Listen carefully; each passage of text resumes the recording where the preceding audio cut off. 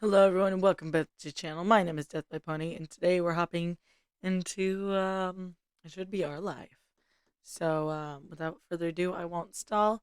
Let's just hop into this.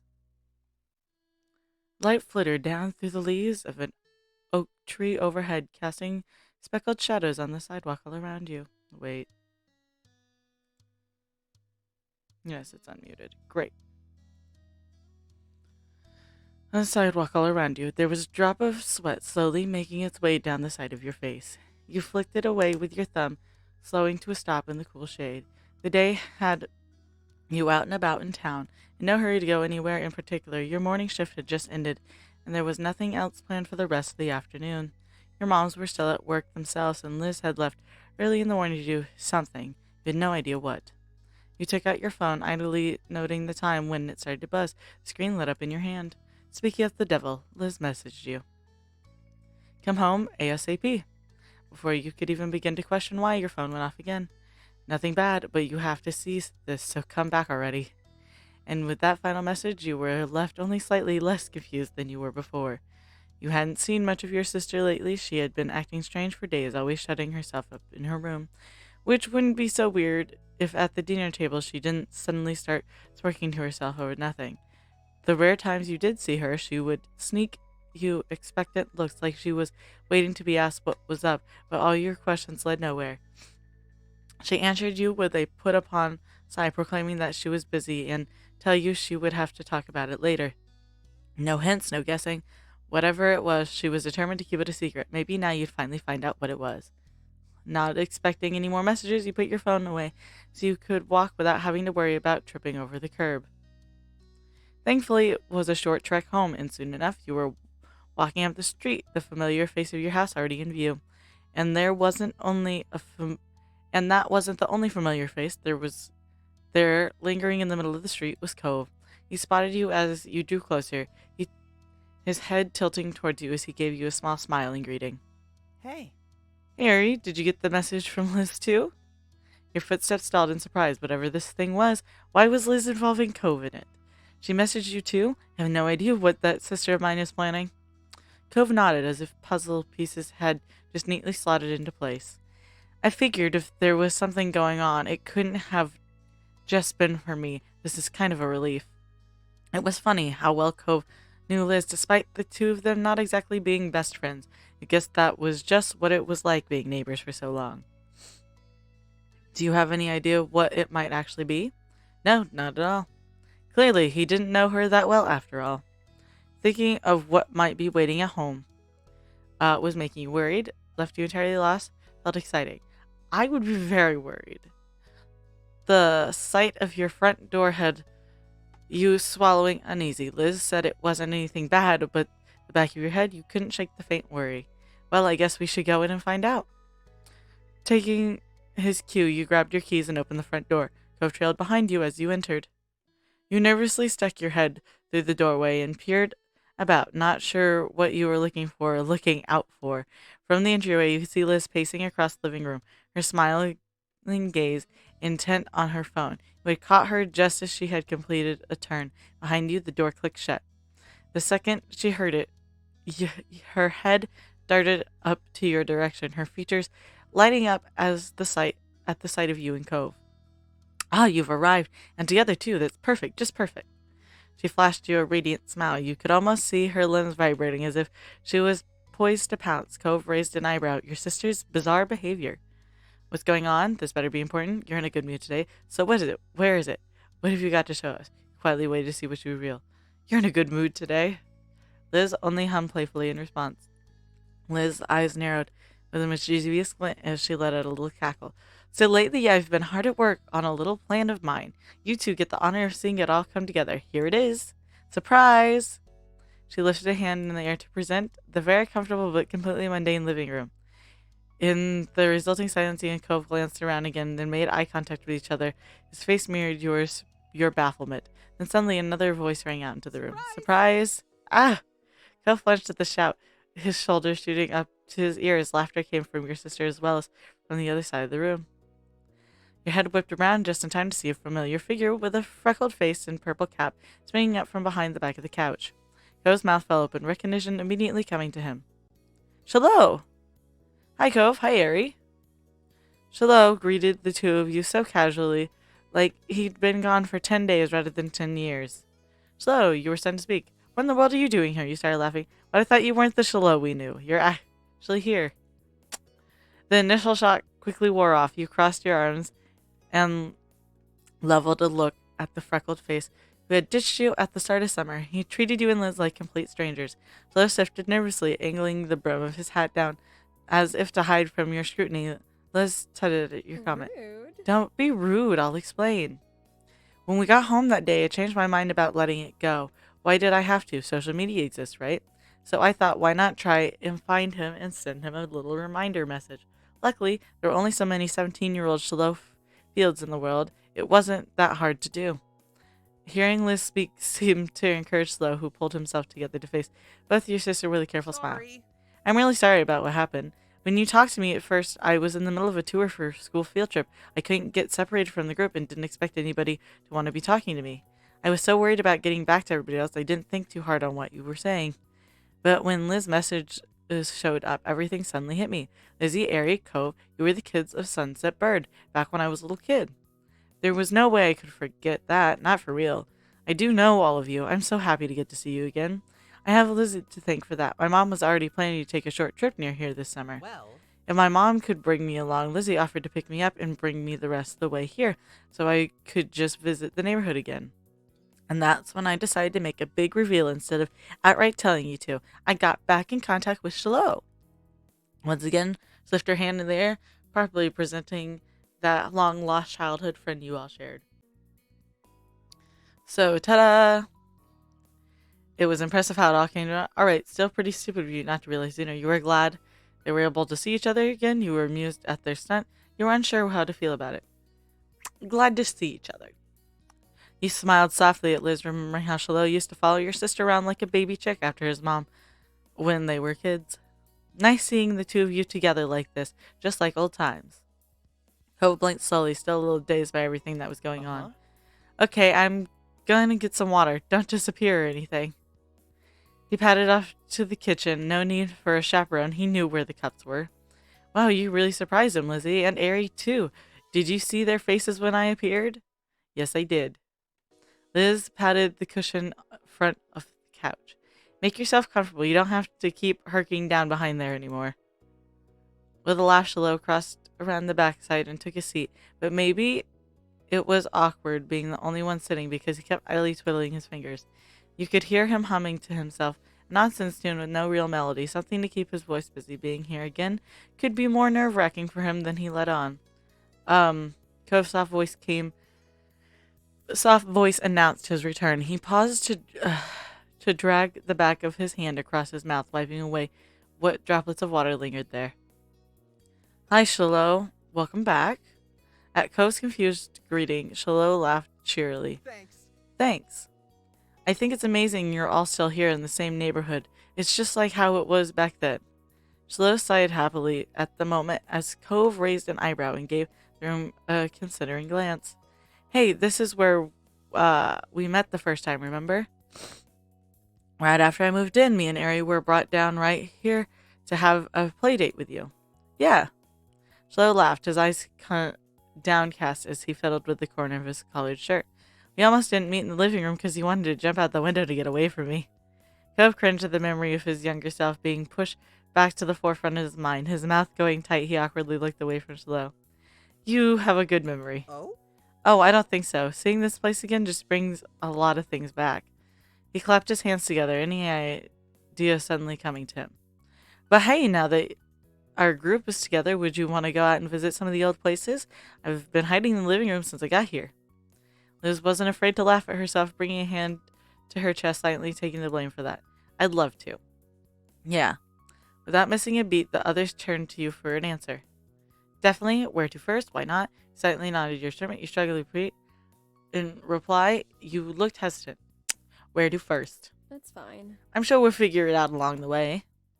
And with that, the four of you headed out, and the neighborhood as one. Even with how short the time spent indoors was, the sun was momentarily blinding once once you left the house. Squinting, you brought your hand up to shield your eyes. The pleasant summer day had yet to go away, only a few wispy clouds drifting along in the sky. As you strolled down the way, Liz took the lead, followed by you and Cove walking side by side. Shiloh freely took to walking in the middle of the road, his arms idly swinging back and forth at his sides as he turned his head every which way to take in as much as he could. It wasn't very much a trip down memory lane for him. You wonder how much the neighborhood had changed in his eyes. Not a word passed between the group about where you were heading first, but soon enough you found yourself walking the usual path to the shopping street. Before you could reach it, the sound of it did. A collective of sandals tracking sand, the shrill call of seagulls over the overlapping conversations of beachgoers, and random strings of music from various stalls. Wow! The odd guest had come from Shiloh. His eyes were all lit up. Where were there always so many different stores in one place? Yeah. Yeah, of course. Wow, I can see why so many people come here. Hey, do they still have those nice little ice cream stands? Of course they do. Yay, we should get some. It'll be my treat. Thanks, Shiloh. Ice cream sounds perfect on such a hot day. How about you, Cove? You could see that, unlike Liz, Cove was struggling with decision, brow wrinkled in thought. Finally, a hesitant smile appeared on his face as he settled on keeping to the spirit of the special occasion. Yeah, sounds good to me. Awesome, Aunt Airy. I'd like that, thanks. I don't want any. I'd rather pay for myself. I'll be one for me and one for you, Shiloh. I don't want one, but I'll pay for yours, Shiloh. I'd like that. Shiloh gave you a wide grin, as if you were the one buying him ice cream. The four of you continued to walk as ice cream plans were further discussed. Are you getting a popsicle, Liz? Yes. Hearing that, Shiloh smiled shyly. I thought you might still like that. I'm going to get an ice cream cone. Shiloh began to turn towards Cove, but before he could ask, Cove offered his choice. I'll get an ice cream sandwich. I'm going to get sandwich. It's a good choice. Cove gave you a quick smile at your matching preference. There was an ice cream stall further up the street, across from a souvenir shop displaying postcards of the seaside and saltwater taffy in its windows. The stand itself was already hard to miss, with pastel pinks and blues, and its eye-catching poster board listing every individual flavor. It was impossible to ignore the catchy little jingle playing from its speakers was added. So greeted the owner and began picking out the treats that everyone had chosen. He paid for them before handing them out to their respective owners. Sinking your teeth into your ice cream sandwich, you relished the sweet chill it left in your mouth. Liz was right. This was the perfect treat for a summer day. Around you, everyone was eating at their own pace. Liz held her popsicle away from herself, careful not to let it drip on her dress. She was trying to go about eating it as delicately as she could while Shiloh dug into his. You counted only 2 or 3 bites before Cove had devoured his sandwich. Shiloh laughed, also noticing the way Cove inhaled his food. It's already finished? Cove shrugged a little in reply, his attention more focused on crumpling up the sandwich wrapper in his hand. Oh, so what have you been doing around here since I've been gone? Well, I already told you about me attending college away from here, so I don't really live here anymore. But to be more specific on my life, pursuing a degree in architecture. Shiloh perked up at that, his mouth falling open in awe. Amazing. Thanks. Actually, I was thinking about it, and the first time I really decided I liked building them was when you and I would make sandcastles out on the beach. Aw, Liz.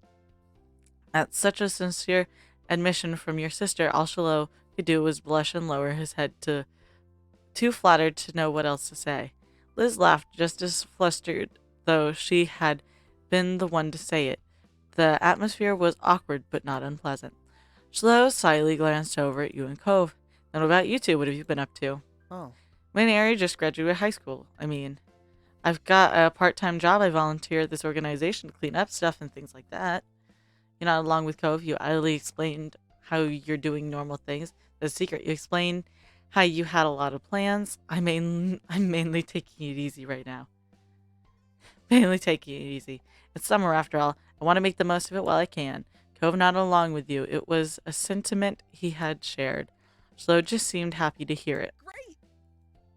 Being around him again was a little like picking up an old forgotten habit. Clunky at first, but as the four of you talked, it started to come more naturally. And when one of you ran out of things to say, suddenly someone else remembered something new. Oh, right. Do you remember those mean old, not actually grandparents used to live on our neighborhood? Yeah, they were so mean. Well, they're not here anymore. Oh no, they're not spending summers here anymore. They're still alive. Thank goodness. It helped that Shlode was just as eager to hear what had gone on in his absence as the people were to tell him. Soon everyone threw out what trash they had in a nearby garbage can. As the group made their way down the beach, going down to the shore inevitably led to a certain spot. It didn't take very long for Shiloh to recognize what was in the distance. His words trailed off in the middle of a sentence, his footsteps faltering at first. Then, all at once, he broke away from the group and dashed right into the old park, giggling as he ran. Oh, everything's so small! His laughter petered out as he came to a stop by the swings and grabbed hold of one of the support poles. He walked in a little circle around it, marveling at how easily his hand wrapped around it entirely. Emboldened by Shiloh's enthusiasm, Liz plopped herself down on one of the swing sets, only to instantly show an expression of regret. There was no way she was comfortable in that tiny seat so low to the ground, not with how she had to scrunch up her legs to fit there. Shiloh creeped up behind her. He took hold of the chains and swung of her swing, one in each hand. What are you doing? And with a grin, Shiloh started walking back. Liz shifted in her seat. Look at him. You cannot be trying to push me. These are made for kids. It's not even going to work. But Shiloh just hummed and kept pulling her back. Resigned herself to her fate, Liz tucked her legs up as much as possible and Shiloh moved his hands to her back. With a running start, he got her forward and up as far as he could go before jumping out of the way. Liz had her eyes squeezed shut as a screech escaped her as the swing started falling backwards, and when it swung back around, there was Shiloh again to push her. She couldn't kick the ground. She couldn't kick the ground like when you were kids. Her legs were too long now that for that now, but Shiloh was pushing her enough to keep the momentum going. The air was filled with their wild laughter and the almost rhythmic jangle of the swing's chains.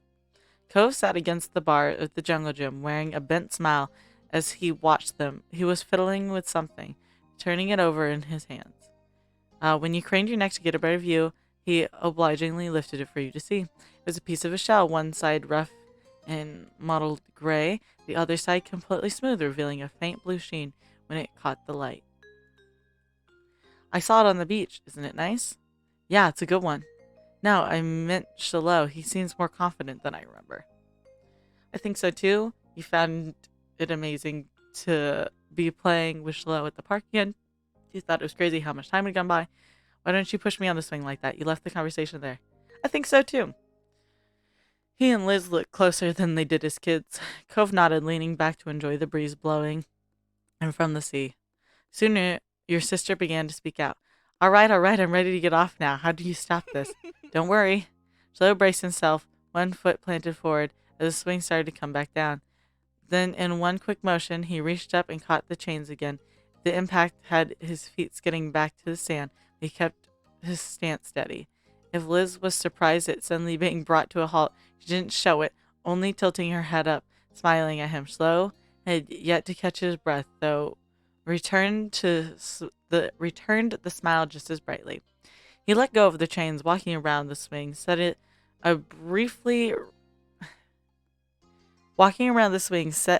and briefly rubbing his hands together before offering one to Liz, which she graciously accepted, needing the help to get out of the tiny seat. Then the two of them made their way back over to you and Cove. Liz was looking more ruffled than usual.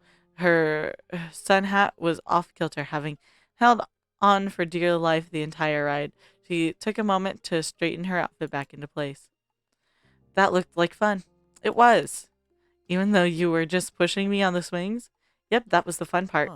Huh. Hey, Shiloh, you've got an idea of what our lives have been like since you've been gone, but I've been wondering what happened to you after you moved away. Shiloh's eyes went wide as if surprised to hear. You couldn't recall him talking about himself when you were telling stories, but maybe he hadn't been able to find the right timing. He brought his hand to his chin, tapping thoughtfully as he looked up and to the side. Well, what happened was my mom decided to move back to the south, closer to where I was born. We stayed there for a few years until she got another job offer in California again. thanks to a connection she had here. It was really good job at a private boarding school, so she just decided to take it. With a wide grin, he said the next part. And as a bonus, her kid, me, gets to attend the school and live in the dorms for free. I've been there since my second year of middle school. Pretty soon, I'm going to be starting my last year of high school. Liz leaned towards him with an attentive smile on her face. Have you been doing well there? Getting good grades? Got any friends? At the listed questions, Slow held his hand in front of him as if they were physical things he could stave off. Yeah, to everything. It can be a little hard sometimes because of how people are at that school, but I'm happy. How are people? How people are? Cove couldn't guess what that meant, but Liz folded her arms scowlingly. Don't tell me there are more people like that Nate guy hanging around. Shiloh rubbed his neck, laughing nervously. He glanced from the bars of the jungle gym to the lace of his shoes to the trees swaying in the distance, unsure of where to rest his gaze. I hope you enjoyed today's video, and if you did, remember to hit like. That way I know you're enjoying the content I'm making. Make sure to subscribe. That way you can come back and see what happens next. Because if you're this far into watching the series, I guarantee you want to see what happens next. Anyway, I hope you have a good day, and I'll see y'all next time. Bye-bye.